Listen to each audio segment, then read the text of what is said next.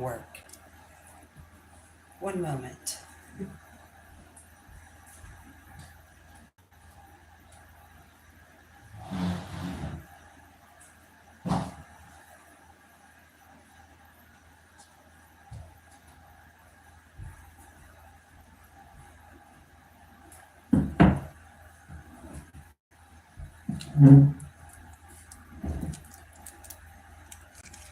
Okay. Oh, I forgot my prop. I guess I'll use my weights. My O-light falls over when it feels like it.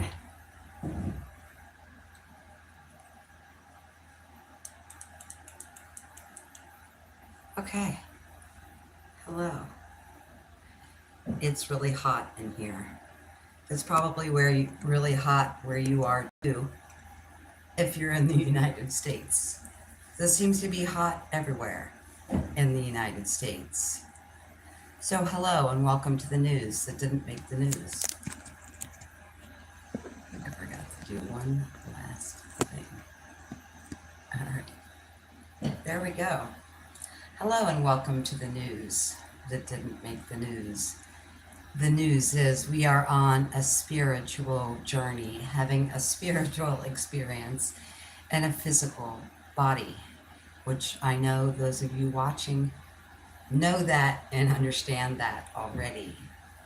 But the question is, when we are in the amplification of higher dimensional energy, are we using our practical, logical side to maneuver around in our physical reality? Because I know there is this phase where we connect to this amazing, energetic, higher cosmic realm, and then sometimes we don't want to come down or we don't want to come back here. And who can blame us? It's a little bit of a wreck. So I was walking today very slowly in 96-degree weather. And I saw this sign in someone's yard, which was a picture with a black cat and a bow tie on it. And it said, 2024, welcome. And why not vote for the cat in this election? I was like, oh my God, it's freaking hilarious. Why not vote for the black cat? We'll see how long I can keep it together. I am in my bedroom right now because this is the coolest spot in the house. So being spiritual doesn't mean that we throw practicality out the window. And being spiritual doesn't mean that we throw logic out the window either. Hello and welcome to all that are here. I noticed some pretty crazy things in the algorithm lately on YouTube, so I've decided rather than turn the comments off, that I am going to tape a post-it note on top of your comments so I cannot see your comments. It looks like I can partially read that. Oh, hello from Russia. I can still read that. So, yes, we're gonna cover that up.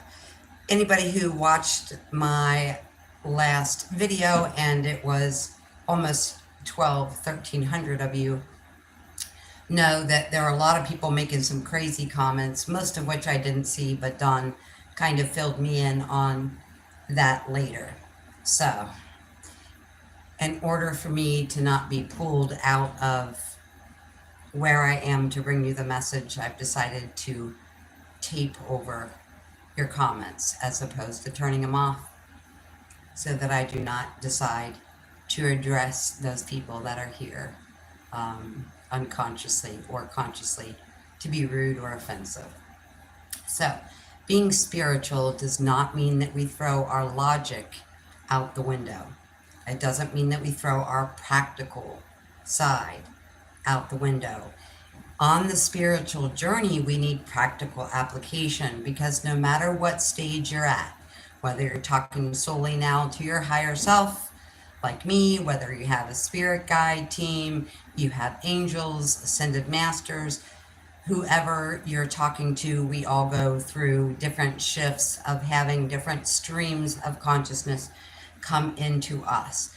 But the reason for that connection to begin with is so that we can take and use the practical application in our lives, not so we can disengage from 3D reality, meaning we're not here to connect to the cosmos and ascended masters and guides and higher self so that we can then detach from physical reality. The point is to take those messages, those lessons, those streams of consciousness that are coming into us, and create in physical reality a better life. So there you are. Practical application in our lives is imperative, okay? If you feel like, if you're putting out energy in the direction of having your dream job, your dream mission, whatever that is, you have to prepare for that, okay? So instead of saying, when I land that job, that television series, then I'll buy the clothes for that part, or I want to be a news anchor, which I'm sure none of you aspire to be at this point, not on mainstream news anyway. But whatever you are aspiring to be, you need to make the space and the changes and fill in the request from those streams of consciousness that are coming to you to take the practical application and be like Mariah Carey and make it happen. Okay? We don't make it happen by meditating. We don't make it happen. Meditation is a part of it, but it's not the sole proprietor in this entrepreneurial ship of steering our life into the path we've always wanted. When we feel something very majestically or very passionately or very lovingly or very excitedly or very joyfully, that's because that thing is part of our destiny. So the example of not throwing the practicality and throwing the logic out the window, if we want to be a news anchor, we need to buy the clothes to receive the job, to have that, right? Because people kind of feel like, well, I'll shape up, I'll exercise, I'll clean up my house, I'll buy new clothes when this thing happens, but we need to be doing it in preparation. So again, the whole point of being on the spiritual journey and having all those streams of consciousness come into you is so that you can practically apply those things in your life. Okay, so if I want to be a news anchor, then I have to have the clothes to be a news anchor. If my desire is to have a partnership and you come into my house and there's zero space for a partner, we talk a lot in this community about holding space, but very little about making space, right? So if we want certain things, we have to make space in our lives, space in our calendar, whatever it is. If you're inviting or intending to invite a partner into your reality, do you have any space in your closet for that person? Do you have any space in your house for that person? These are the things I'm asking you to think about, because people think, oh, well, if that person shows up or when that person shows up, I'll make space for that person. But your manifestation ability is all about making space for that, dream job, or making space for that dream partner, but doing it when you feel the energy that is the possibility. I know when I do readings for people, sometimes I hear people say, well, I've had several different readings and they say all these amazing things are going to happen, but they don't happen because that reader is connecting to the energy in your field, the energy around you, the potentiality of what you're attracting. But if you're sitting in a spiritual space only in meditation or surfing around the other dimensions or astral projection, you're not doing anything earth-based, it's kind of hard to make that happen. We need our dreamy, emotional side, but we also need our logical, practical, analytical side as well. So we need all of these different sides to ourselves. And so connecting to streams of consciousness outside of oneself is only so that you can then steer your life with logic and practicality to make that thing happen. As I have been honing in on for the last at least year and a half, if you feel that something is about to happen or about to come, or you're about to have the dream job or the surprise of your life, be in preparation for that, because that tells every cell in your body, wow, I'm having an amazing deja vu. That tells every cell in your body that you are participating in the energy around you. So if a tarot reader or a psychic is speaking to you and they're telling you all of the potentiality, and you say, well, nothing like that's happened, readers always say that, that's because that's the energy of possibility and probability in your field, and that's what they're reading. The tarot reader, especially if they don't know you, does not know how you are going to act on that energetic force, or how you are going to act on those streams of consciousness. So being spiritual doesn't mean we throw logic and practicality out the window. It means the stream of consciousness that is coming to you through guides, galactic beings, and angels, ascended masters. That is all for you to ground that through your body into earth to make that happen. Okay, so where sometimes people get lost is, I must be practical and logical and grounded 24/7 in a very earthly energy, and I don't allow myself to dream, or I don't allow myself these different collaborative ways of working, because we're a spiritual being, but we're in a physical body. So if we want something and all we're doing is praying or meditating, you're only doing half of what you need to make this thing happen. I'm getting incredibly hot in here already. The other thing is, we have to be open and we have to be vulnerable, because otherwise we cannot expect people to be open and to be vulnerable with us if we will not even be open and vulnerable with ourselves. I've told you guys many times before, lots of things happen in my day. I don't make videos every day. I make a video about once a week. And usually it's after I've decoded the things that have come through to me and I understand the meaning. That's when I bring it to you. And I make it a point to never be in a negative place or dwell on the negativity. But I will tell you, in being open and being vulnerable, that it's really important sometimes to share the not so fun stuff, right? So I went to a car dealership about a week ago. I think it was a week and a half ago. And I had been a loyal Honda customer for 25 years. I've been buying and leasing cars only at the Honda dealership. So when I went in there, I was like, I've been driving a Civic for 18 years. I want something bigger. I want something I can sleep in. I want this, this, and this, right? So they were only about the practical side of that. So then I get to sit there and fill out paperwork while they check my credit score and look over my car to see how much it's worth for trade-in, and all this practical crap that they're focused on as a dealership. And I think it would kind of be different, or I would have felt differently about the situation if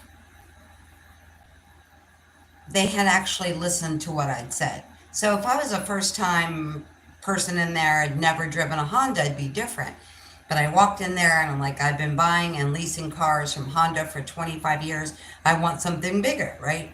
So the hour and a half of idle chit chat and paperwork and credit scores and, doing the once over on my car and all this other stuff, I wasn't interested in that.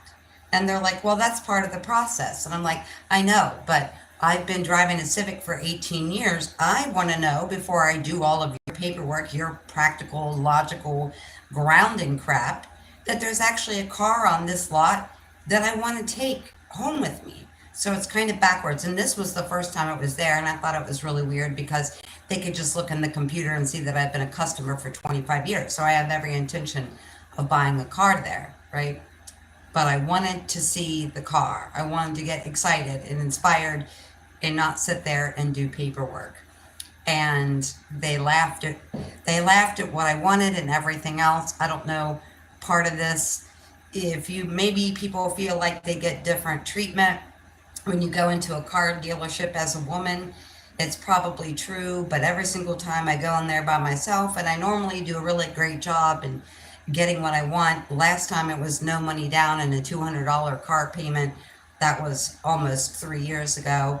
But I hate this whole like process. Like, they think I'm a haggler, right? They think that I'm doing to them what they're doing to me. But actually, 3 years ago when I went in there, was the first time I ever did any research on other places I could get a loan, how much my car was worth, and all that other stuff. So while they're solely focused on technicality and practicality and the numbers of my credit score, I went in there looking for them to be like, oh, you're here to get a new car. Let's show you a new car, which was not the reason they're here. So when I left there, I felt somewhat defeated. Like, if I was a man, or maybe if I had taken a man with me, it had been a different scenario. I have never spent so much time haggling in a car dealership in my entire life.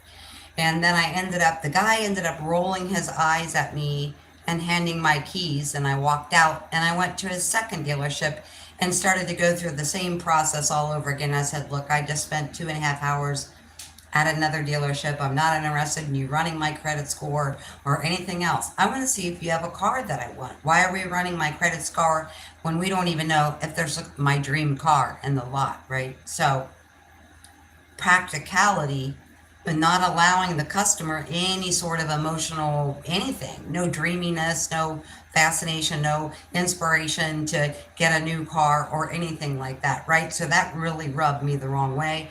This had not been my experience prior. And then, like I said, they literally rolled their eyes out at me, and I walked out and went to another dealership. The other dealership was, you know, pretty awesome. And once I told them that I'm not going to go through this again, I can tell you my credit score and what my car is worth and all this other junk that you need to know.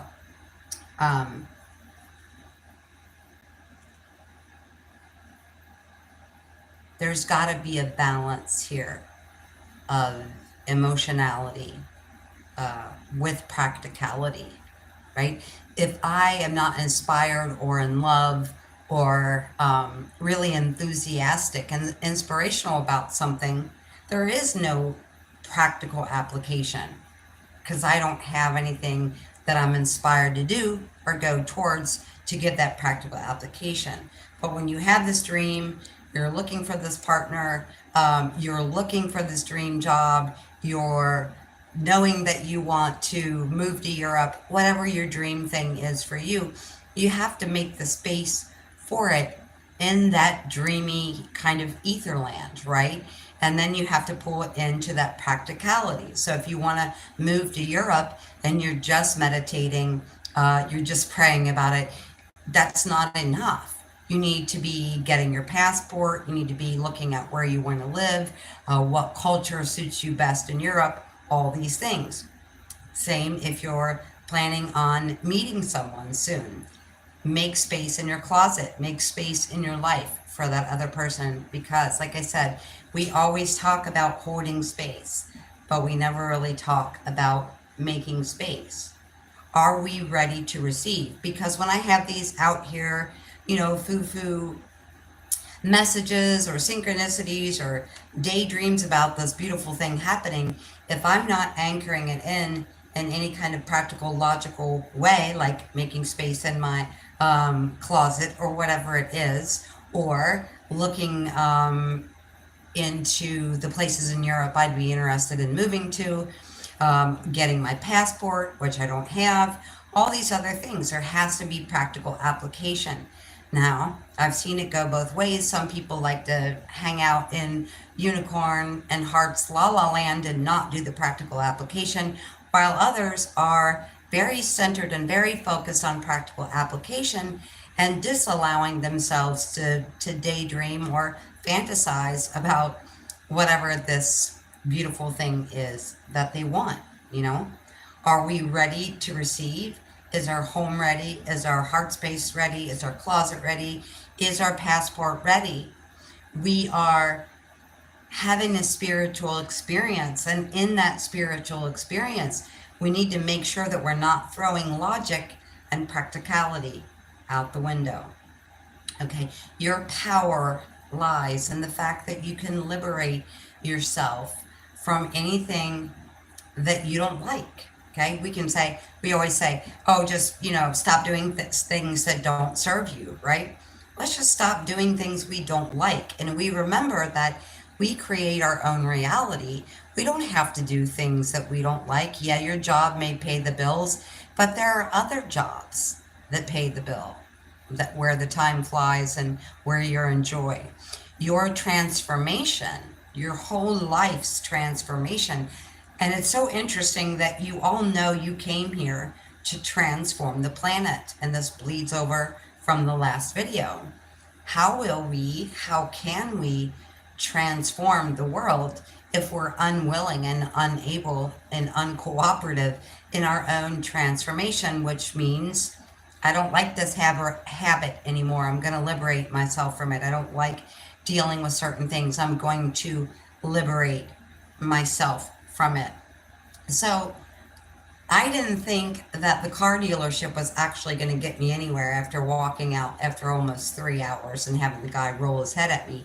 There was like 11 men in there just staring at me through this glass window, talking about me, saying what I have no clue. I'm a pretty easy person to deal with when it comes to car shopping. So I left there, went to a second place. The next morning they said, we have great news for you. We can get you the car you wanted for $269 a month and no money down, which is like $200 lower than what they said initially when I went in there with their $3,000 down. So moral of the story, when he texted me and said, great news, Tina, no money down, $269 a month, I said, make it $250 and I'll come and get it today.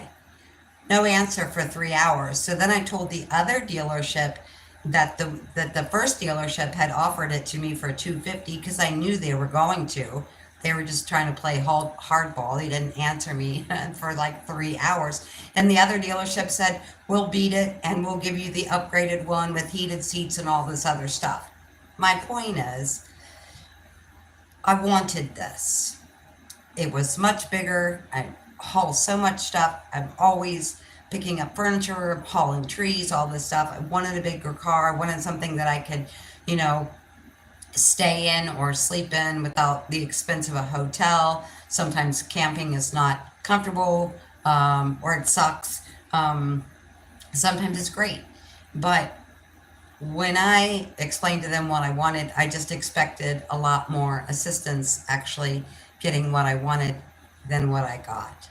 So in the end, I got what I wanted, and it came down to having that dream, that aspiration, that inspiration to have a bigger car. So I even test drove used cars, and I was like, ooh, I don't think this is a good idea. So I didn't feel like haggling. And where this led me to was the understanding that we have to have the logical, practical application for everything. The other thing, and I rarely will talk about negative things, and some of the comments last time that I received on the video really had me thinking about a lot of things that were not that pleasant. My first thought about the whole situation with the car dealer, because I've never gone to, I usually go to a car dealership and 2 hours later I'm out of there in a new car. This was like 6 hours, and I'm like, you know what? I'll just come back the next day. But at the end of that, what I was thinking about, and this is what I mean about being open and vulnerable, the entire time I thought, if I had just taken a man there with me, or if I just had that strong masculine figure in my life, this would have gone so much smoother, right? I let it go. I didn't get too bent out of shape about it. But for the first time in my life, 4 days ago, I asked my dad to go air conditioner shopping with me. And we were running all over the place looking at air conditioners. And I wanted to get an air conditioner that I could carry up 4 flights of steps on my own, which made it a lesser, a little bit more difficult to do that. So that had me feeling some kind of way already. Also, I'd never bought a new air conditioner before. Didn't realize there was some assembly required. When I put my stuff in storage, for some reason, I guess because I've had my tools forever, I took my power tools and all my hand tools over to my dad's. So a couple weeks ago, he's like, "Oh, I brought your tools back," and he brought back the things I don't use very often, like the power stuff and electric drill and all that. And I'm like, "So I have no screwdriver." So I get up here, I realize there's some assembly required. I am the furthest person from an engineer on this planet, whether it comes to the tech stuff on this video or whether it comes to putting a piece of furniture together from IKEA, because I used to help my brother do that when we lived together. We had a lot of assembly assembled things. My brother very much has an engineering brain. I didn't get that part. So I got the air conditioner in my bed. It's probably, I would say, 95 in my bedroom. I have no screwdriver, so I knocked on the neighbor's door and I said, "Can you help me get this in the window?" And she said, "No, I can't. I'm really busy. I got to go to work. I'm just sitting down to eat dinner." And so now I have an air conditioner. I'm sweating like crazy, but I have no way to get it in the window. So then I go down and knock on Patrick's door and bother Patrick, which I hate bothering people, right? I'm just saying this because this experience led me to believe that I often don't share to what I consider the negative situation, though this wasn't a negative situation. How I felt about the situation was negative, not the situation itself. I'm burning up, I'm dripping with sweat, I don't have the tools. I borrow the tools from my neighbor. He comes out with a screwdriver with every head on it, probably so I won't knock on his door again, and says, "That should cover all your needs." And I'm sitting here trying to put this together. And for me, trying to put it together aesthetically is even easier than trying to use directions. So I'm trying to put this thing together and tears are running down my face. Like, why, when I feel such a loving, bonded connection to this masculine energy, is that masculine energy not here? And I don't think about it all the time. I certainly don't dwell on that. But it was weird. Someone had made a comment in the last video, like the day before this happened, saying, "What happened? Did your husband leave you?" And I was like, "What?" I have no idea where they got that from. But anyway, I'm sitting here crying because I'm sweating and I have nobody to help me get the air conditioner in the window, and I don't have the tools to get the air conditioner in the window. And I really, really, really did not want to have to ask Danny, because I have to ask Danny for everything. And it's a complicated situation. I didn't want him to ask Danny. I didn't really want him to come over here and be in my bedroom and all that stuff. But I had to. So I'm sitting there crying about the fact that I had no choice but to borrow tools from the neighbor and get the air conditioner in the window with his help. So I really, really, really didn't want to. So it brought up this very sore subject with me, and that is, I feel this loving masculine energy around me, but there is no current practical application to that. And I've learned how to do some very incredible things because I've lived alone the majority of my life, but every once in a while I break down in tears. And I thought, if I'm going to be vulnerable with myself and I'm going to be vulnerable with my friends, close friends, and my family, then I need to be vulnerable here too. What does that mean, right? Telling you that sometimes certain things, like not being able to put stuff together, not being able to lift the air conditioner by myself, without that masculine energy present, and then, having to call someone and I hate having to, hated having to do that. And then it was so bizarre because it gave me flashbacks to this conversation I had with my sister around, I don't know, December, maybe February of last year. And out of the blue, in the conversation with me, she says, "You're never going to get married." And I said, "I'm going to get married." And she said, "No, you're not." And I said, "Yeah, I am. Of course." And she's like, "You don't," there was a pause. And then she said, "You don't even have any prospects." And I just hung up. I just hung up the phone on her. I'm like, that's crazy. But the whole air conditioner and the car scenario, it was a very vulnerable thing where I'm like, okay, where is this masculine energy in my life? I am centered, completely centered on doing the work in my life in every capacity. And so having these two situations in the same week, I'm like, what is it? What is wrong with me? Why am I still partnerless?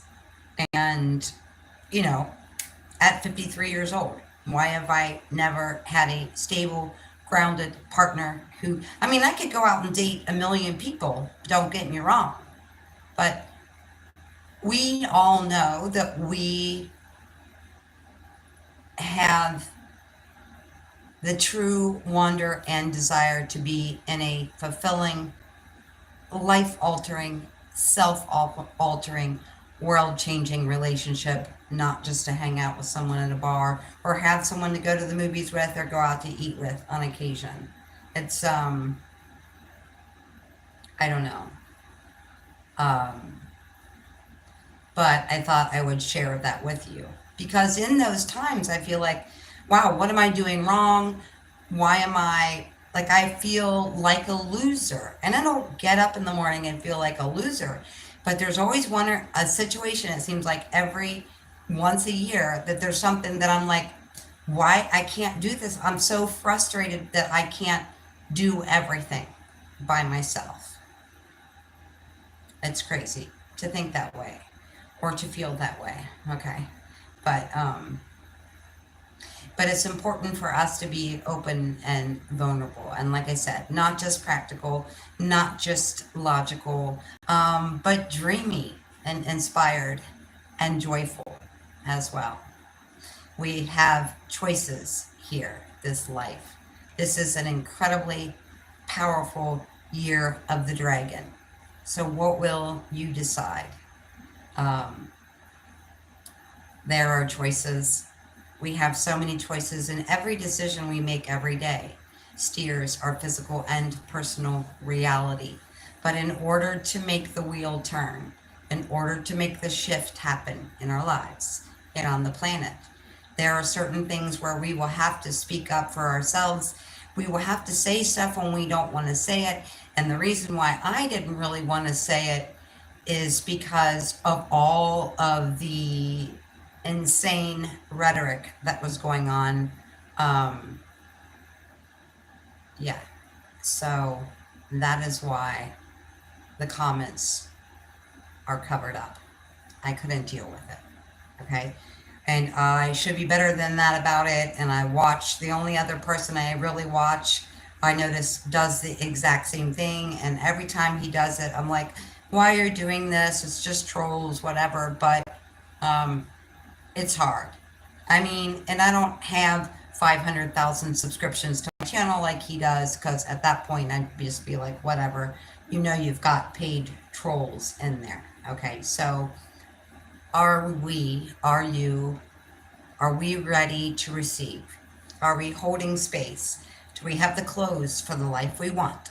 Do we have the passport for the life we want? Do we have the closet space for the life we want? Whatever it is we want, are we ready to receive? Is our attitude ready? Is our heart ready? Is our home ready? Okay? So the thing about the streams of consciousness that come in to guide you, okay, no matter who those streams are, and those streams will come and go, your guidance will change. direction. It will change beings. It will change everything. Okay. But practices, the things that we practice come in for a reason, and they come in for a season. So just because yoga saved your life, you might decide after 3 years of yoga, you know what? I'd rather swim instead of doing yoga. Just because reading the Norse text helped you for a decade, with some really deep realizations, doesn't mean that you need that forever. Some people in your life, in your physical reality, some of your guides that are not your physical reality, but some people in physicality, some guides in spiritual connectedness to you, some practices, some habits, some things come into your life for a reason, but it's only for a short time. You may not want to practice yoga for the rest of your life. You may not need to talk to galactic beings for the rest of your life. You may not need to read the Bible for the rest of your life.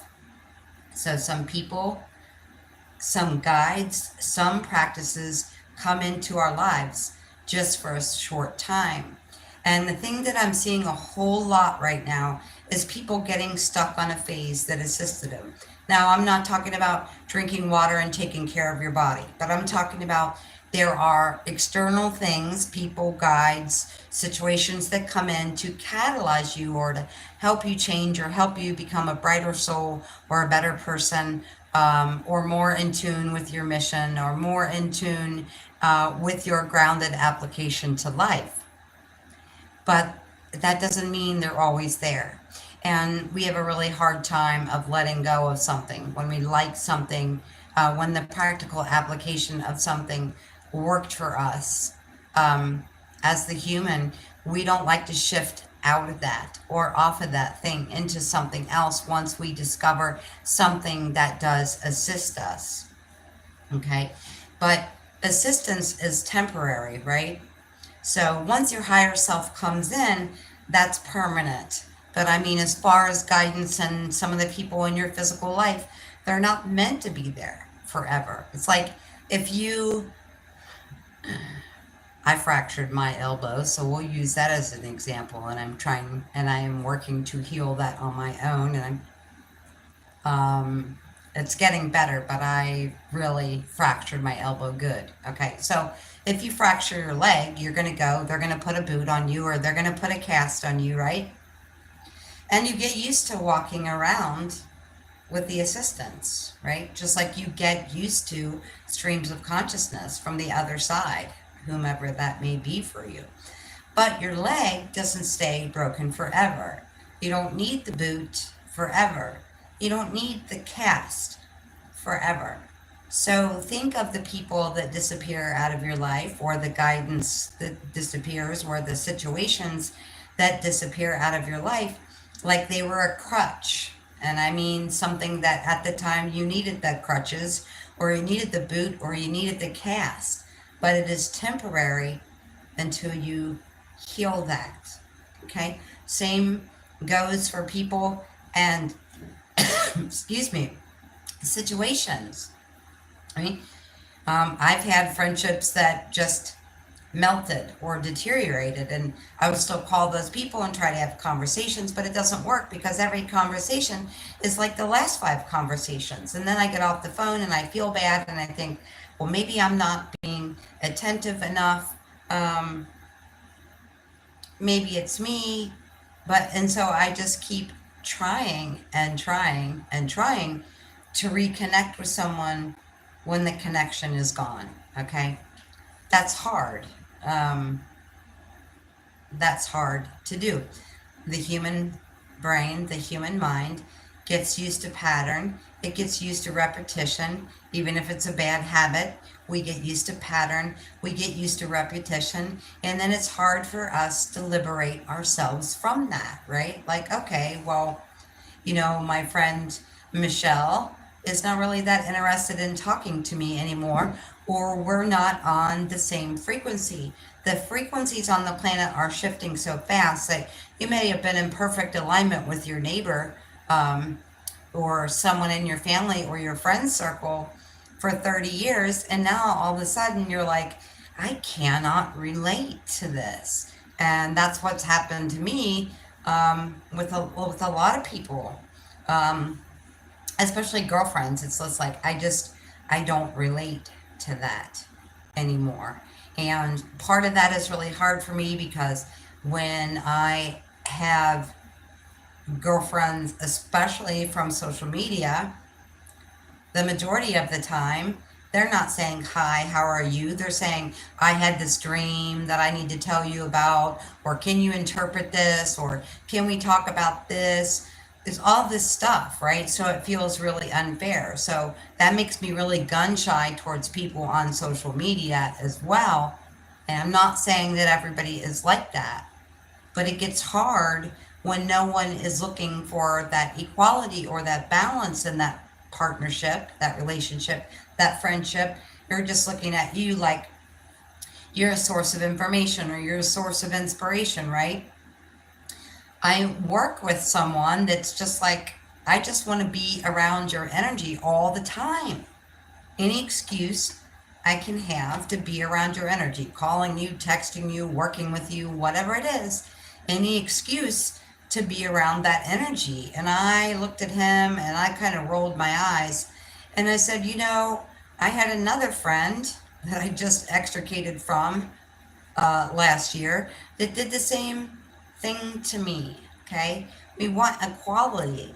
And I want you to share your inspiration. I don't want someone always calling, looking at me for answers or inspiration. I want someone to show me answers and inspiration. I want balance. I want equality. I want emotional receptivity. Okay. And that's why I don't go to bars or try to meet people at restaurants or online dating apps or any of that stuff. I am, uh, but there are certain things where we have to speak our truth and lay down the law and say, in order for me to move forward, I can no longer adhere to this pattern. I can no longer adhere to this bad habit. I can no longer, that's a good one for me.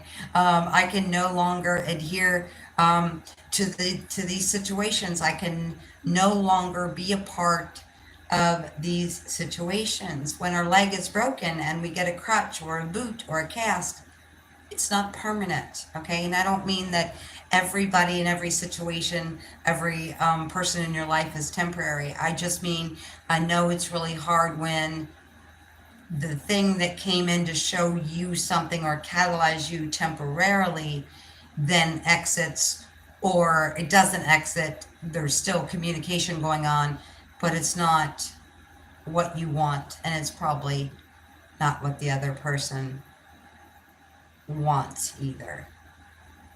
But it's hard for us, right? We're like, oh, that person was my friend for so long. I feel like maybe I'm not making enough effort, or I'm not trying hard enough.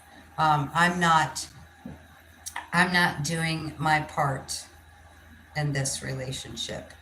Okay. Um, yeah, it's really strange sometimes, and the more the vibration and the plasma and the photonic packages um, raise your frequency, the more things that will fall away from your life. And I know some of you I have talked to and feel like, wow, I've lost enough things from my life. Okay. But in that liberation of that pattern, that friend, that situationship, that relationship, that job, that bad habit, whatever that pattern, whatever that thing is that you got in that groove of, you got that groove thing going on. Now you don't want to ungroove with it. You don't want to liberate yourself in order to transform. But we will never transform if we don't liberate from things. And I've told you guys this before, but my mid 90s client is just like, that, it doesn't please me, take it away. And I love it when I come in for lunch. One of them must be German, I think it's her, because often they are having beer and eggs for lunch. I can't think of anything more unsettling, 444 on my stomach. than that, just looking at the timer. But take it away. It no longer pleases me. I have a beautiful orchid plant that I rescued from her yard as she just opens the door and chucks it outside. Like, I don't know where she thinks they go into fairyland, but I've been collecting the plants she's chucking outside and putting copper wands in them. So, anyway, our liberation is directly connected to our transformation. Okay. If you want to move to Europe, you want to find out where you want to live, or maybe you know where you want to live, but it's time, get the suitcase in order. It's time to get the passport in order. I've been meaning to get a passport for probably the last year and a half. But if we want love and equality and joyfulness and inspiration, then that is what we have to give. If we want honesty from other people, that's what we have to give. And my reasoning behind not wanting to be vulnerable and discuss the things that make me cry or whatever, because it's on such a rare occasion, and I know that that negative thing is always showing me something positive. It's always showing me my liberation. That negative thing is always showing me my liberation and my transformation. But I never get on here and say, wow, I just cried because I couldn't get my air conditioner together and I didn't have tools, and I thought, how much longer, you know, how much longer will I feel like this? Because the majority of the time I don't feel like that. Okay. But every once in a while there's these certain things that I feel like I just can't do. So I get a little bit bent out of shape. But like I said, I usually will just hold that and never discuss that whatsoever. Looks like there's only 2 comments here. Dare I look? Don't know. Anyway, thank you so much for being here. I appreciate you. Your practical application to your dreams is imperative.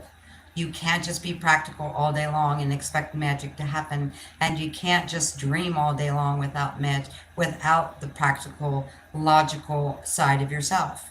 We didn't come here to realize we were galactic.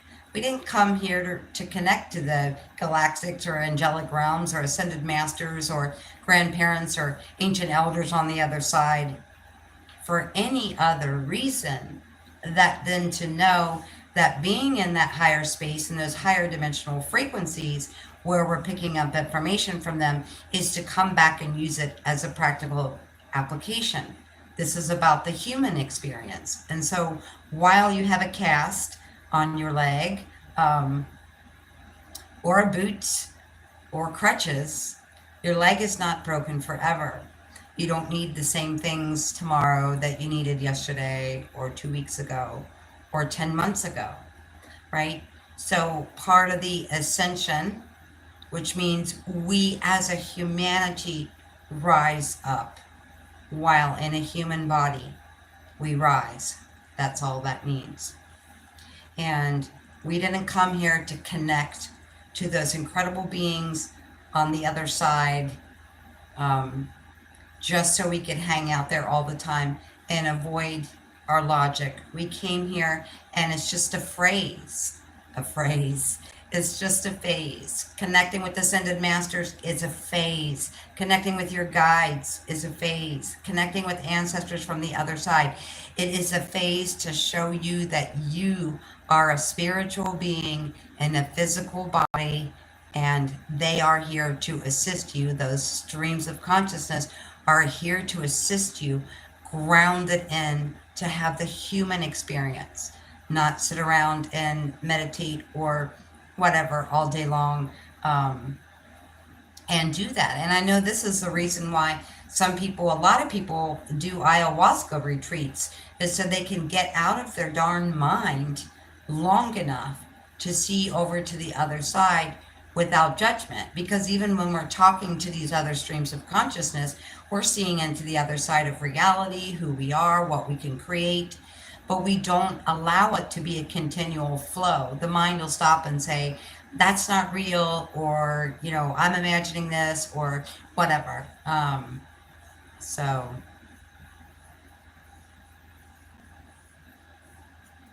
Thank you so much for being here.